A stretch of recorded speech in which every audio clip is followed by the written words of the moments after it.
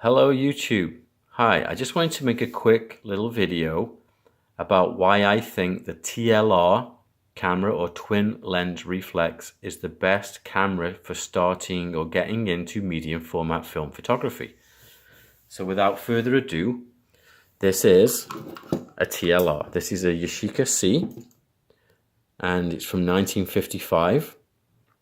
I bought this a few years ago for quite cheap, $40 Canadian, and then I spent about another 75 having it CLA'd or cleaned, lubed and adjusted, and it's been working great ever since, and I've taken some really great pictures with this camera. What I like about it and what I like about TLRs is the fact that, as you can see, it's very compact. Many medium format cameras are quite bulky and quite heavy, and they're difficult to handhold. This only weighs about 1 kilogram, which is just a little more than, say, your typical SLR with a 50mm lens or a zoom. And if you put a bigger lens on an SLR, then it's going to weigh more than 1 kilogram. Very quickly, this is how you wind the film. This is how you focus. This is where you set the shutter, which is separate from the wind on, so you can do double exposures if you want. This is where you set the shutter speed, and this is where you do the aperture.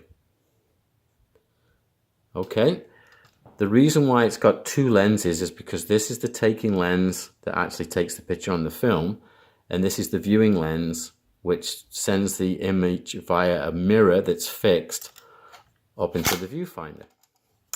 And the viewfinder is very big and bright and square, as you can see. And because there's no mirror flopping around when you take a picture, it's great because there's no mirror blackout. You always see what you're taking a picture of, and it's very quiet. So, like I showed you before, here's the shutter. So, here are the main reasons I love TLRs. They're very compact and light, like I just said. They take very good pictures because it's medium format and it's a large image on the negative. The strap you wear around your neck, and it keeps the camera in the perfect shooting position. You don't need to move it around like an SLR where you have it on a strap and then you bring it up to your eye. This, you're always looking down at the viewfinder, and you can even have it sideways and things like that for shooting people who are next to you in a street situation. They won't even notice that you're looking at them or taking a picture. You can even hold it above your head upside down and take a picture that way in a crowd situation, and because it's square, it's gonna print just fine.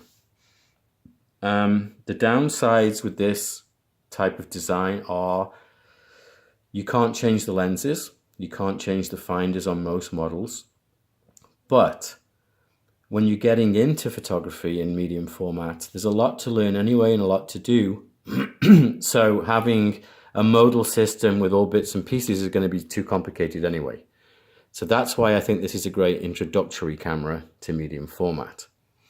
The lens is an 80mm lens, and most TLRs have lenses, around 75 or 80mm for a 6x6, and that means it's a normal lens. It's not wide angle, it's not telephoto, and it's a very naturalistic point of view, and you get very nice naturalistic photos, and